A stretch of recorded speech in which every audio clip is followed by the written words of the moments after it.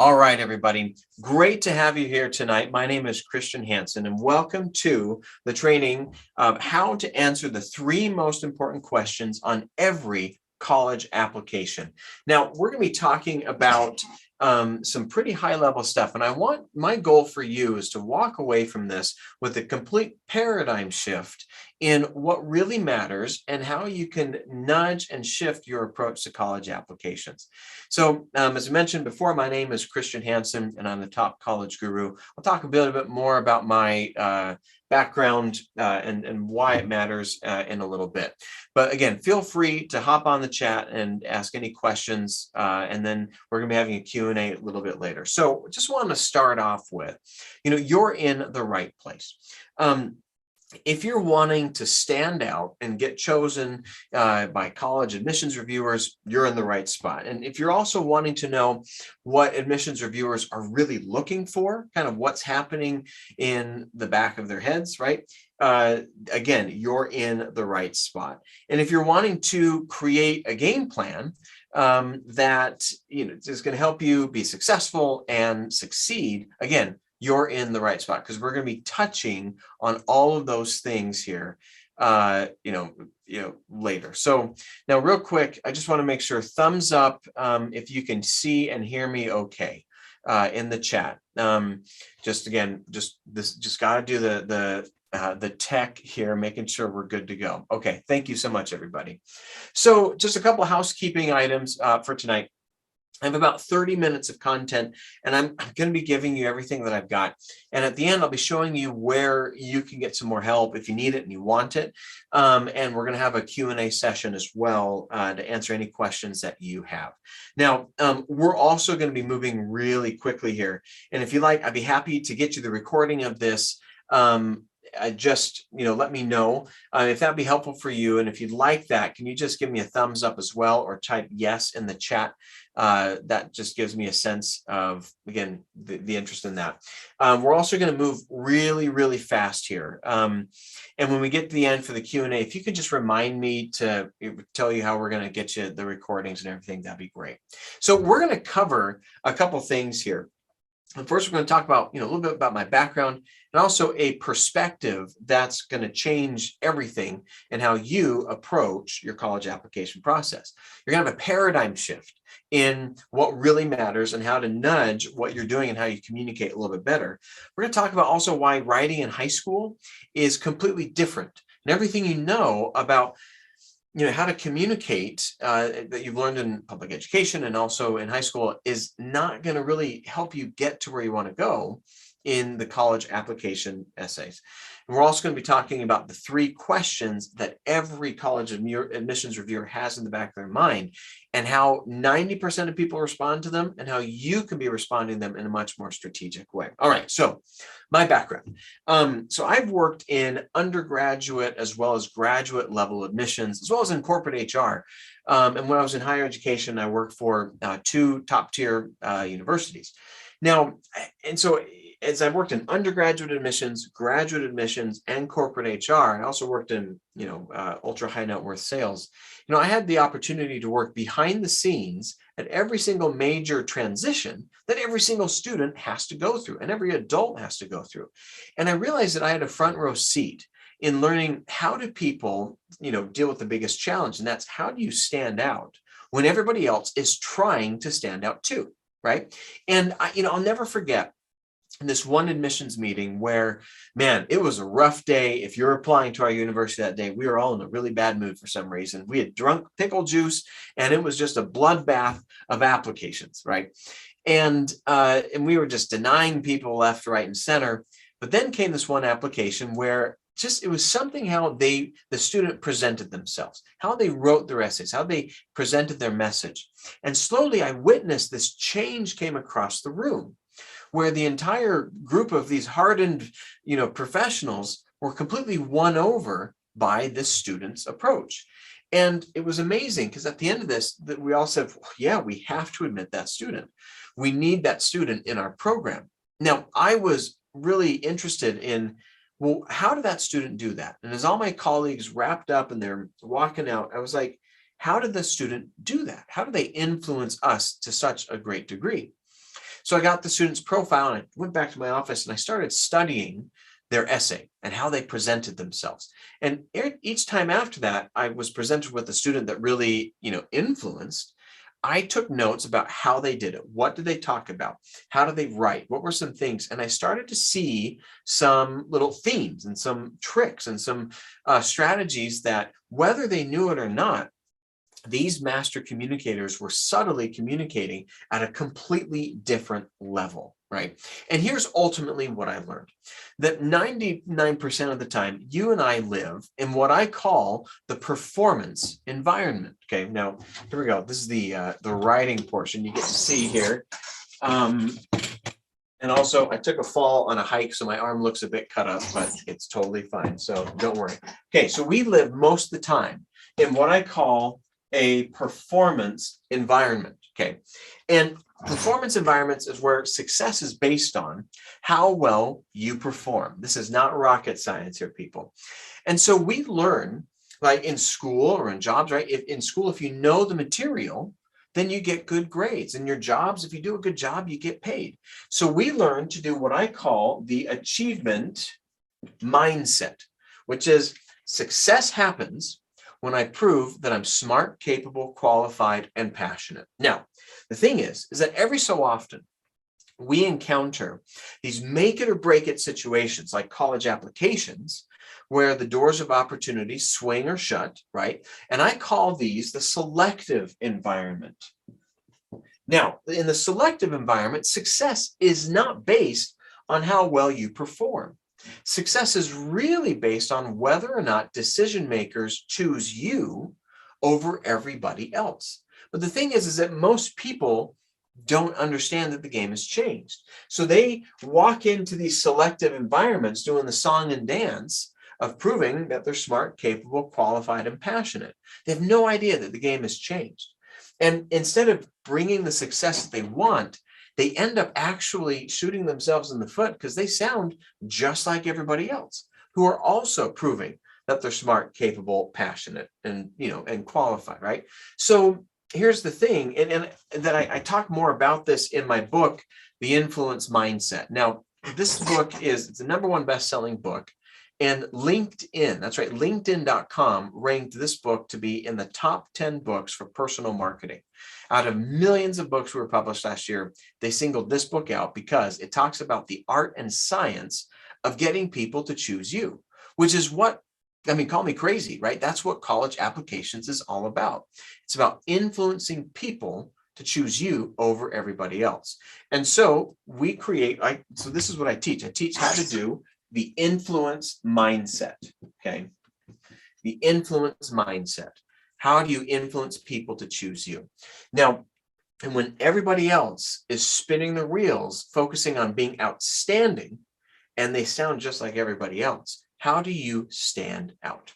So can you see how, there's a complete difference in performance environments like school and jobs and selective environments like college applications, right? Can you see how one strategy that works for this environment doesn't necessarily work when you're trying to stand out from the crowd? So real quick, just say yes or give me a thumbs up if this makes sense, because this is critical that we understand this as we're moving forward and talking about the three, questions that we need to talk about. Okay, perfect. Thank you, Riley. I appreciate it.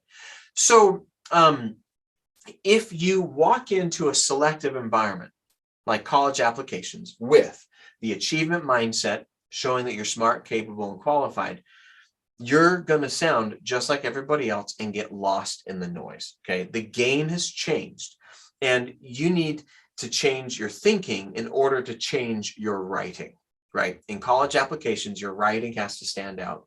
To do that, we have to change your thinking, which is what we're going to be talking about today. Okay, so let's jump into the three questions. And sorry, I got a squeaky chair. Talk about the three questions that are in every single admissions reviewer's minds. And we're going to outline how 90% of people are stuck in the performance environment, right? They're stuck thinking that they're there. But how the top 10% realize that they're competing for something that's very different. Okay, so the first question that every single reviewer has in the back of their mind is, let's see, I'll just create some space here. It's number one, what drives you? Okay. So what drives you? Again, sorry, you get great handwriting and talking at the same time. So what drives you? What are your motivations? Now, here's the thing. As someone who's worked with students and thousands of them, I've sat across too many students who all they ever learned how to do was simply get into college, right? But they never figured out why they were going in the first place. And so their high school became 4 years of learning how to master a very specific skill set of ACT tests, SAT tests, right? Joining as many clubs as possible, rescuing as many kittens from trees as they possibly could. But the thing is that on day one of college, all of a sudden this really specific skill set that they've invested all this time in becomes obsolete, right? It doesn't matter what your SAT score is once you're in college. It doesn't matter how many kittens you rescued from trees, right? And I found that a lot of students go through what I call an identity crisis. And they start to get anxiety because they have learned how to base their value and worth on this very specific skill set that doesn't actually translate to the rest of the college experience or life in general. Does that make sense, you guys? Give me a thumbs up or yes, you're following me on this, right? And so I want to shift this, okay? Thank you, Ms. Dublin, I appreciate it. I want to change how we look at this. So I'm going to say two sentences here. And the first sentence is going to make me sound like the most horrible, rotten human being on earth. But the second one's going to make it all better. I mean, get ready. I hope you're sitting down for this. So the first sentence is this, right? Most people, when they're talking about what drives you, they're talking about passion. But the thing is, when it comes to life and preparing for college, I think one of the worst things that you can do is I don't want you to pursue your passions. I think pursuing passions is one of the worst pieces of advice we give people. Let me break this down. It makes me sound like a horrible person because you've probably heard that, right? Pursue your passions. Here's the thing.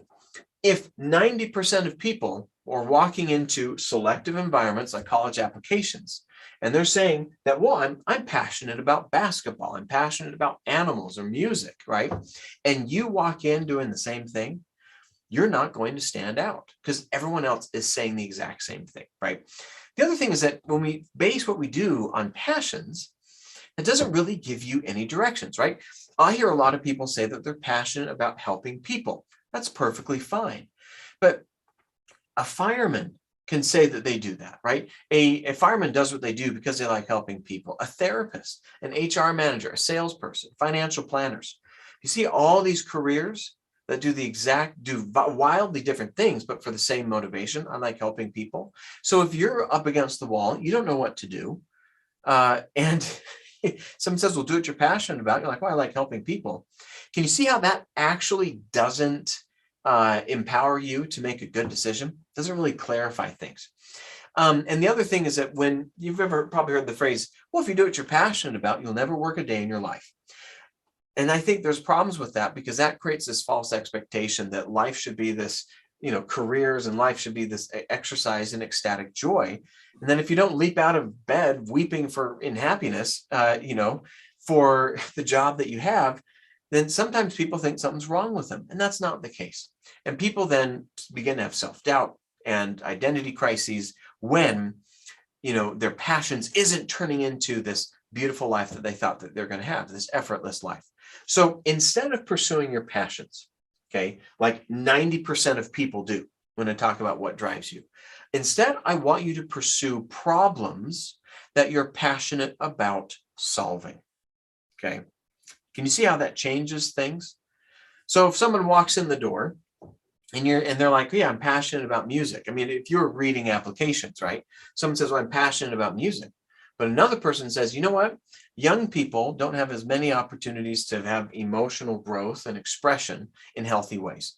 And I want to use music as a way to empower young people to develop better emotional coping skills as a music educator. Which one of those two sound more compelling to you, right? The person who's like, oh, I'm just passionate about music. which is what 90% of people say when it says what drives you. But then someone else who comes in and says, I'm here to solve this problem, and music is the vehicle to do that. Can you see a difference in that? Does that stand out to you? Well, it certainly stands out to admissions reviewers. So there's some other benefits, though, when you talk about a problem-focused passion. So not only are you standing out from 90% of people who just say what they're passionate about, but the other thing is that a couple of years ago, a study came out that said 85% of the jobs that will exist in 2030 haven't been invented yet. But I guarantee that the problems people have today are still going to exist then. So if you can become literate about the problems that people face and make that your purpose, you're going to have a much more robust ability to find a career that's lasting and fulfilling. Okay. And the other thing is that it gives you resiliency and grit, because you know that as a problem solver, life is a little bit difficult sometimes, but you can overcome that.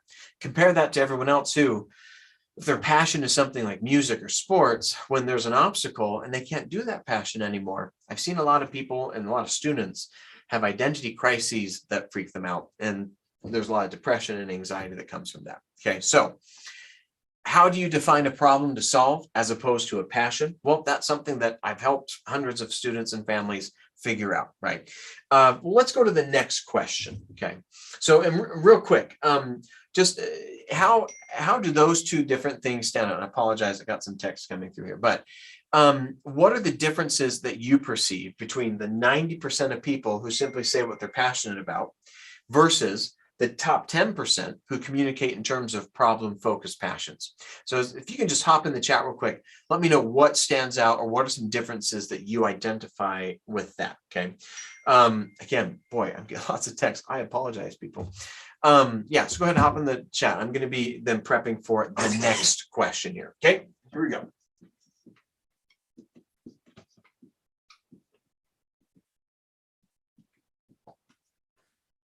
Okay. Well, it looks like everyone's just in such a state of amazement. But yeah, if you got any comments, I'd love to hear what stands out to you. Let's get to the next question here, okay, which is why this university? Every single college reviewer is sitting there going, okay, why do you want to come to this institution? Oh, real quick. Thank you, Mrs. Tillman. Yeah, solving problems shows that you're a problem solver, thinker, and creative rather than a generalist. Excellent point. Very well. Yeah, thank you. Caroline, one offers a plan of action and the other is simply stating someone's opinions. Very good. I completely agree. Thank you. I appreciate your feedback there. So let's now take the next step here, right? The other question is, why do you want to attend this university? Now, 90% of people who are stuck in the performance and achievement mindset, they talk about, well, the perks, the prominence, the prestige, and the possibilities of any given institution, right? They talk about, why? I really like the clubs, or I had students submit essays that said, like, I can't wait to see your sports team play in the stadium, or I love your campus culture, or, you know, great cafeterias, or the dorms, or the outdoor lifestyles, or the wide variety of, you know, majors that I can take. And essentially, the 90% of people are saying one thing, and that is, I fit with your campus, right? I belong at your campus.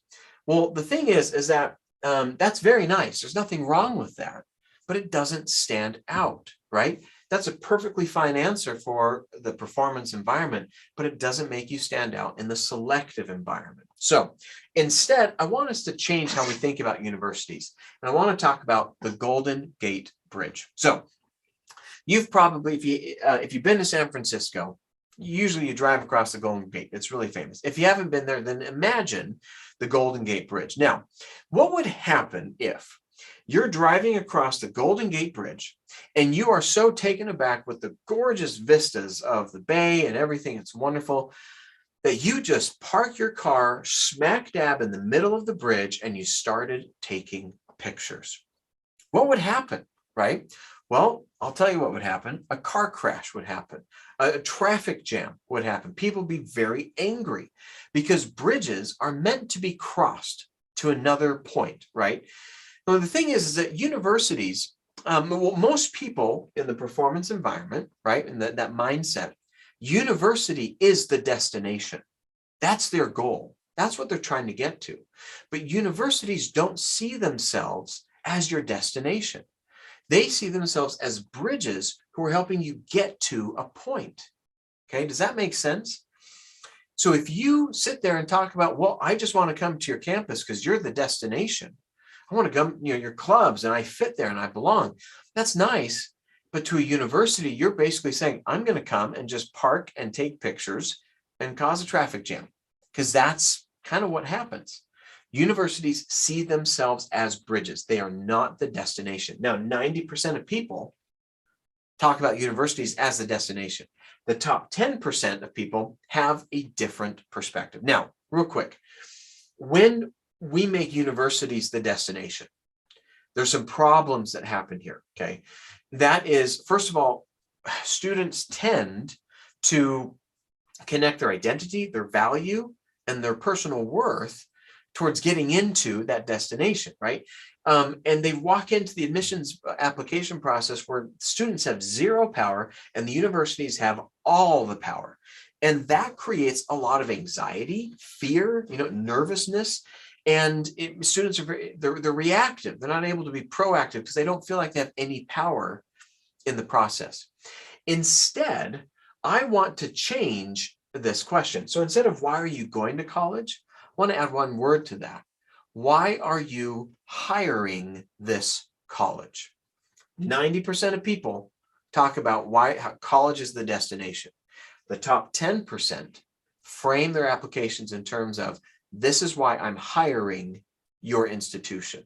You're going to help me. I'm hiring you because you're helping me get to somewhere I want to go. I mean, you're paying them. You're paying the college. They're providing a service to help you live a higher, more empowered life. Okay. And that's because, look, I train my students to think in this way. College is literally nothing but, it is just a tool that you're hiring to help you go accomplish something bigger. And just like the hammer wall at Home Depot, it doesn't matter the hammer that you get. It matters why you're getting the hammer. Does that make sense, you guys? Can you give me a thumbs up or just a yes if you're following along here? This makes sense. And also, in your mind, how does this change the game? How does this change, when you think about this, how does this change it a little bit? So go ahead and just, let me know what you think about that. So here's the thing is that as someone who's worked behind the scenes, an undergraduate, graduate, as well in corporate HR, I'm here to tell you that, where you go to college is far less important than why. Okay. The why behind your education and your ability to sell yourself is far more influential in your long-term success than where you go to school. Okay. And to put it in perspective, here's a fun one. If you were to line up all the Fortune 500 CEOs in a room and ask them, where do they go to school? Conventional wisdom tells us, well, gosh, the most of them must have gone to like Harvard or an Ivy League, right? But that's not the case. Now, certainly Ivy Leagues produce a lot of Fortune 500 CEOs. But in fact, this last year, Texas A&M was ranked as the university that produced the most amount of CEOs. And a couple of years ago, it was University of Wisconsin. So again, where you go to school is far less important than why. And when you communicate in terms of why you're hiring a university, it takes all the power back into you. And it makes you the director, in control of your life and not where you go to school. Okay. So let's move on here for a couple of things. And I tell I tell my students, they think I'm kind of blunt when I say this, but I say, look, I really don't care about your first day of college. I care about your second day, because the first day, it's a party. Everyone's there having a fun time. It's great. But on the second day, that's when everyone else wakes up and goes, oh my gosh, what am I doing here, right? What am I doing?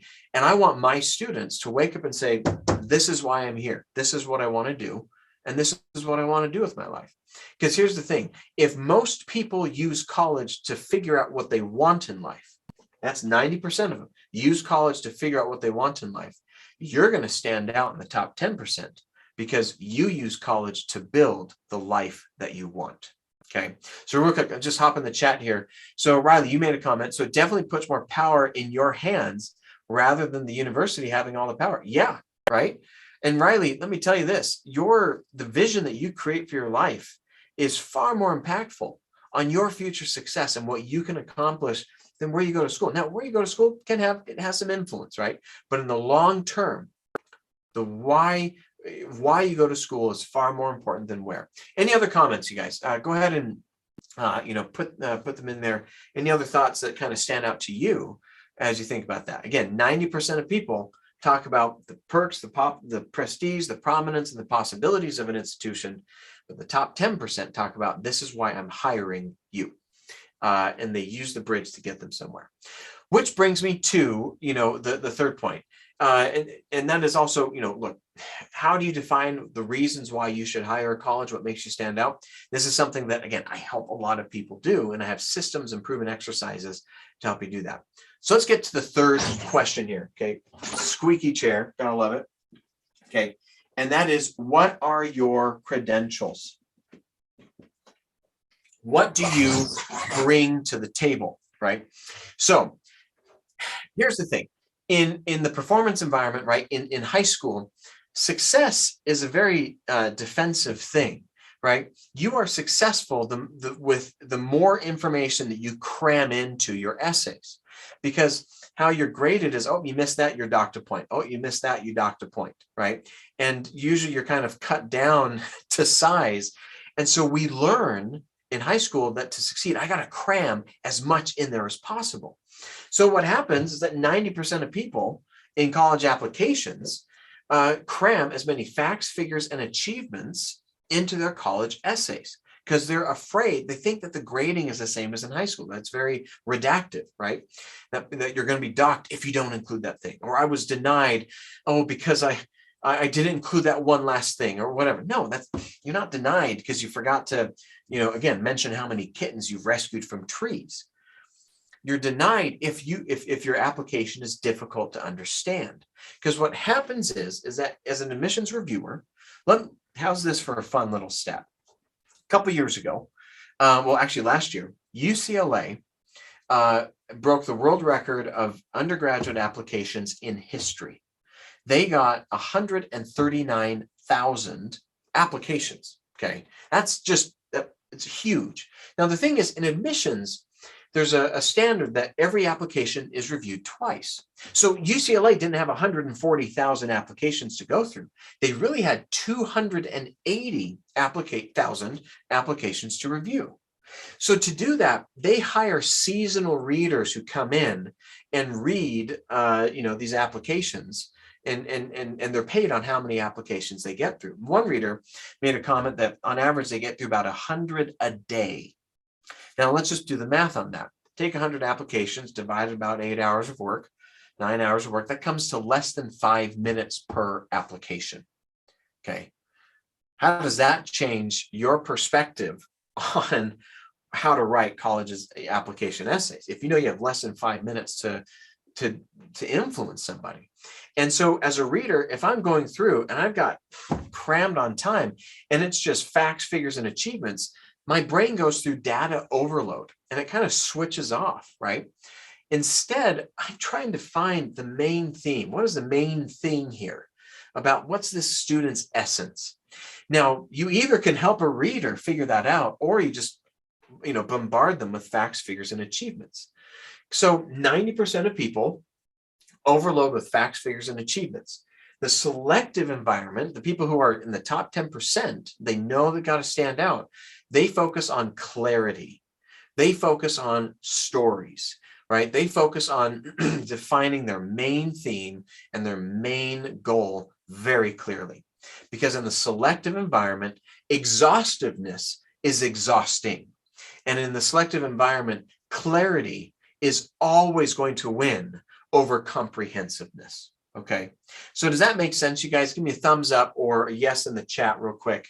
That again, what are your credentials? If you walk in the door and you're like, I'm just trying to cram as much in there as possible, can you see how that's going to turn their attention off on you? They're not going to pay attention, but rather you need to be focused on what is your clear main theme here. Okay. So, I mean, how does that change it for you, knowing that you probably have less than 5 minutes for someone to review your application? How does that change what you're going to write about? Or how does that change the style that you're going to write in. So let me know in the chat real quick, how does that change how you're going to mentally approach knowing that this is a completely different environment, right? And also, can you see how what it takes to succeed in high school writing is very different, right, than what it takes to succeed in the selective environment? So Ellie, you said that quality over quantity. Absolutely. Getting to the point very quickly. Yep. Riley, you need to be clear, concise, and impactful. Absolutely. 100%. You're right on that. Okay. So, and Mrs. Tumlin, you need to write with a purpose that relates to what you want from the university. Yeah, absolutely. And let me tell you, if everybody figured that out, my job as an admissions reader would be a lot harder, because there's a lot of fluff writing that they think that it's about expressiveness and, big words and how, ornate can they make their writing, when I'm like, look, Sparky, I've got very little amount of time. I've got 100 others in line that I got to get through, right? So help me out here by writing clearly, concisely, and to the point. Okay. So, how do you find your main theme? How do you create this clarity? How do you tell stories over facts, figures, and achievements? And again, this is something that I have systems and I have processes and I have exercises that I routinely guide my students through. So let's just kind of take a step back and recap what we've covered, right? We've talked about fundamentally the difference between performance environment, which is high school, how you learn how to write there, versus the selective environment, which is how do you stand out as opposed to being outstanding, right? We've talked about how high school writing is fundamentally different, how everything you know about writing in high school doesn't really translate over into successful writing strategies for college application essays. We've talked about the 3 core stories, right? What drives you instead of passions. Focus on what problems are you passionate about solving. Why this university instead of the perks, possibilities, prominence, and prestige of a university. Talk about why you're hiring them, right? And instead of, facts, figures, and achievements for what are your credentials, you got to be very clear about your main goal, your value, and everything. So, how do you write essays that are designed to succeed in the selective environment, right? Can you see how this is a bit of an obstacle? And how do you find answers to the 3 questions? How do you define the problems you want to solve? How do you, define the reasons you're wanting to hire a university? And how do you clarify your message? And more importantly, how do you rise above the noise, stand out from the crowd, and influence people to choose you? And, how do you do this in a structured and proven framework that gets results? Well, at the beginning, I said I was going to be giving you everything that I've got. And at the end, I'd show you, where you can get more help if you need it or want it. And I want to share about a proven system that I've developed, that I've used and applied with all of my students. And I've seen it work. And I just want to share it with you guys because their situations are awfully similar to yours. Would that be okay? So it's called the College Admit Box. Okay. So this is a really cool program that I'm launching. And I'm really excited about it because it is the complete college application system. Everything you need, all the guidance you need for all the parts of the college application system is going to be in here. So here's how this works. So students, you'll get this box when you sign up for my program. And this is going to guide you. It's a kind of a DIY approach to your college application. And here's what's going to happen. And here's how it works. So inside the box, you're going to get a couple of things. First, you're going to get a copy of my #1 best-selling book, The Influence Mindset. Okay, the art and science of getting people to choose you. This is the curriculum, the book that LinkedIn.com has said in their top 10 books in the world for self-marketing. Okay, and I have exercises in the Admit Box workbook program here, where how it's going to work is there's a chapter or 2 you read, and then there's exercises and stuff that you go through as you're reading. Now, in addition to that, in this workbook and in this program, you're going to get an application checklist. You're going to get sample essays, right? There's going to be exercises that are going to guide you through each of the steps of how to answer the 3 questions. Plus, I talk about career resources so you can take advantage of your university experience.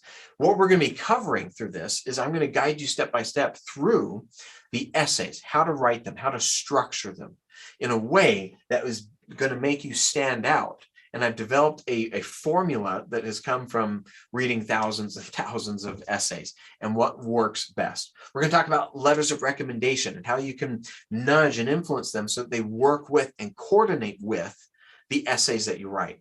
Talk about campus visits, how you can capitalize on those in a way that's going to help your application process. Because there's a strategy that most people don't know, but again, having been an admissions guy, there's a strategy that you can use. We're also going to talk about how to prepare for alumni interviews if that's part of your application process. Now, in this program, I'm not just throwing the box at you and the book and the workbook and saying, okay, sayonara, good luck, and leaving you high and dry. Critical to this is that there's going to be weekly office hour calls, group calls where you can hop on, ask any question. We're going to be going over the content from that previous week. Okay. There are going to be check-ins where you're going to submit specific homework assignments to me and my team. And we're going to be providing feedback and guidance so that you're staying on track. And if you have any questions, we'll be answering them. Plus you have a couple of emergency calls where no questions asked. You got issues with your essay or whatever, we can hop on for a quick call to answer and address any problems.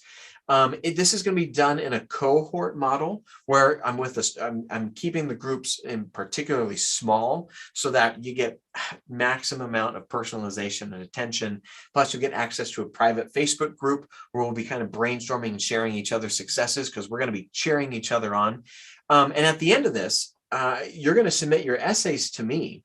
And I'm going to be giving them a complete, comprehensive professional review using the exact same standards that I've used at top 50 universities. And I'm going to be providing feedback on how can you improve each one of your essays. Okay.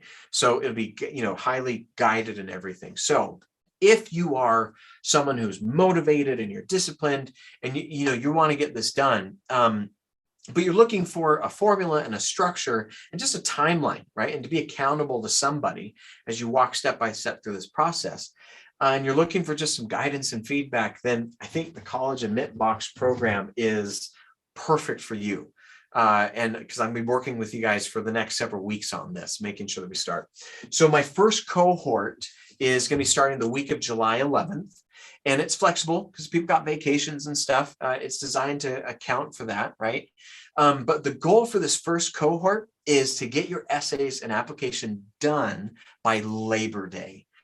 Imagine what that would be like, right? To have your essays and your applications done by Labor Day. And while everybody else is starting senior year and freaking out, going, oh my gosh, how do I do all this? And the dances and the games and everything. And you're just like, I got it done over summer. This is going to take a huge amount of stress off of your plate. So you're going to be done when most other people are just getting started. So I've got a limited amount of spots for, each of the cohorts. And so here's the thing, also, because you're attending this webinar, you're going to get a coupon code that saves you about $50 off the thing. So the total price is, it's $797, and it's divided into 3 monthly payments. Okay. And it's not like a pay less up front, pay more in the long run. It's just divided up to make it easier for as many people to access as possible, to make it accessible. And if you'd like the payments of $797 to be stretched out and divided over more months than that, just let me know. I'd be happy to work with you on that. I can make it happen. So I'm going to put right here in the chat 2 things. First off is a link for the coupon so that you can access the program and get some, get about $50 off. And then also, if you'd like to have some more questions or you want to kind of chat and ask more about the Admit Box program, here's a link to my calendar that you can go ahead and schedule a session, and let's just kind of chat about the program and see how else I can help you be more successful. Okay. So, and the thing is, what we've covered tonight for the 3 major questions, we're going to be really diving into, and I'm going to be providing coaching and feedback throughout the College Admit Box program so that you can be able to confidently answer those questions as well. Okay, guys, any questions real quick on the Admit Box program, but also let's open it up to the Q&A for any other college related questions that you may have. So thank you so much. It's been great to have you here, and I really appreciate your feedback. So let's open it up to questions that you got. And also let me know what's been most helpful from the content that we've covered as well. So either you can unmute yourselves, which you should be able to do. And if not, you can go ahead and pop your questions in the chat. And yeah, let me know. Surely I haven't answered all of your questions in such an amazing way.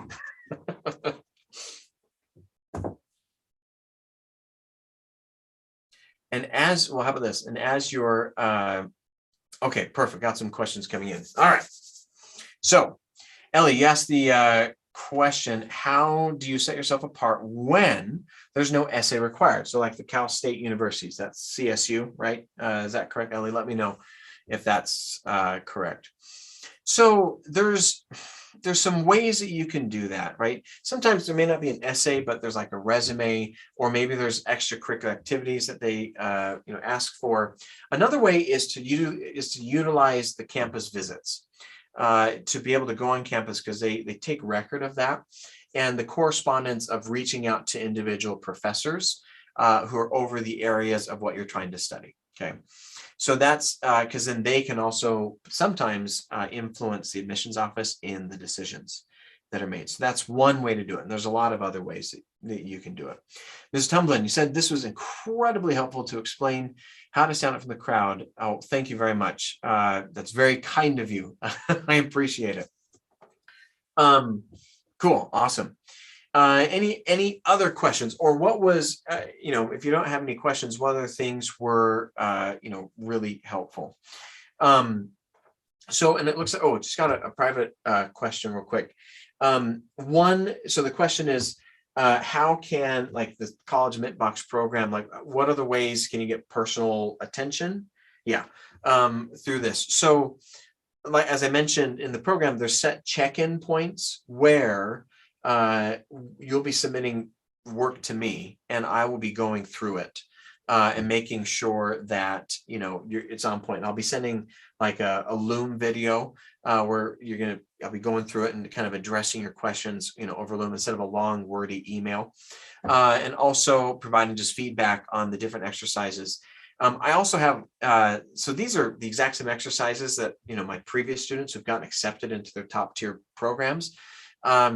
I have a lot of their work as well that I'll be showcasing and just saying, their names are redacted. It's all, it's all safe information, but saying, hey, here's how similar students to you have navigated these same questions, right? And you can go and kind of get ideas of how other students have tackled the same thing. Okay, so that's just other ways that kind of the Admitbox program, really helps. Cool. Any other questions here as we kind of wrap it up? Want to make sure we get all of you taken care of here. We'll give it one more minute here before anything else, but otherwise we'll kind of wrap it up here. So if you're looking for a good way to kind of get a head start, and then I highly recommend you check out The Influence Mindset. It's on Amazon and it's on Audible. You get to hear my sweet sonorous voice giving the audio for it. And also I wrote the music for the intro and outro. So it's kind of a fun thing. Caroline, you're asking a great question here. In regards to the second question you presented, is it a good idea to spotlight a specific program at a university? Absolutely, and even go further into detail. Professors, right? Research projects that the professors are doing, research centers, any degree of specificity that you have in the application, it shows that your research and your interest. And again, while everyone else is just like, oh, I like the dorms, I like the cafeterias, or I like the wide options of all the majors. When you're like, this program, this professor, this reason, that really stands out. Okay, Riley, do you have counselors that specialize in certain majors areas like engineering? Yes. I mean, I know people, but also I have a lot of contacts in those areas, and I'm pretty well connected in that area specifically.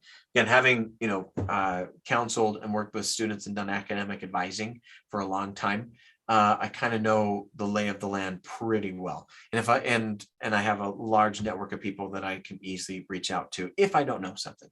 So, and just curious, Riley, with the emphasis in engineering, what kind of engineering are you interested in? Because that's pretty amazing. That's a great field to go into. Just yeah, curious, what kind of engineering are you interested in? Biomedical engineering. Holy smokes. Well, while the rest of us have a hard time even spelling that, and you're sitting here talking about biomedical engineering, that's amazing. That's fantastic. And there are a lot of definite resources and ways that you can, tackle that. And I have ideas. So, and plus you're from Atlanta, so you have a lot of fantastic tech companies in your area that also overlap with, I think, biomedical engineering as well. So, and I actually have a colleague who's in your area who does that specific thing. So congratulations. That's a great focus. Any other questions? These are great, you guys. Really insightful and really informative here. So I'll give it a minute or two. And if you like, you can also unmute yourself and just ask a question directly. But if not, cool. Well, you guys, it's been an absolute pleasure to spend this evening with you. If you have any questions, feel free to reach out. I'm going to put my, my website is topcollegeguru.com. There's a contact us, link on there.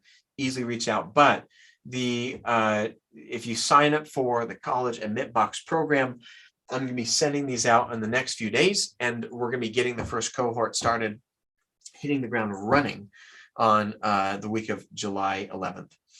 So is it smart to relate all the questions I presented together? It depends on, okay, so like establishing an overarching theme throughout all my essays.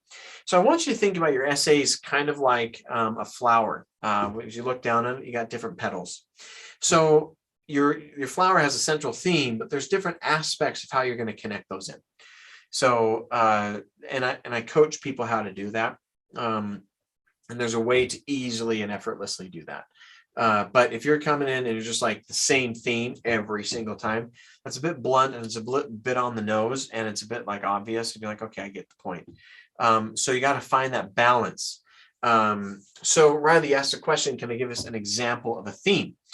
Well, yeah, I just was coaching a student this week, and they're interested in computer science, but specifically how computer science is a way to make life easy and more accessible for people with disabilities. That's his main theme. Now, there's a lot of ways through how we can do that. So one essay could be about how he discovered his love for helping people with disabilities, right? Another essay could be about how he discovered his love for computer science.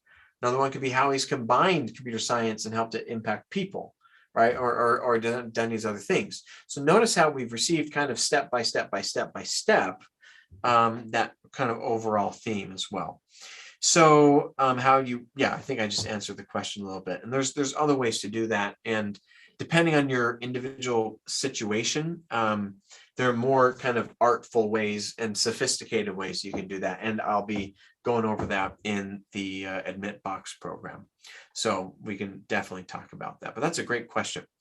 So yeah, if you have the exact same theme, just like boom, boom, boom, boom, boom, every essay, it's a bit obvious and it's not as impactful. But if you're able to weave it around it in unique ways, that can really help. Great questions, you guys. These are really awesome. Any other questions, you guys? Let's make sure we get them all taken care of. Cool. Well, looks like we're probably all set and ready to go. Well, you guys, it's been great having you on here. And again, I look forward to seeing you in my College Admit Box program. You're going to be getting the box in the mail if you sign up. And there's going to be some other goodies in there to make studying a little bit more interesting and fun for you. All right, well, we'll be kind of closing up here. I'm just going to hit the end of the recording here. But thank you so much for joining on my webinar of how to answer the 3 most important questions on every college application. I'll stop the recording. And if you got any questions, we can take it from there. Okay, guys, thank you so much.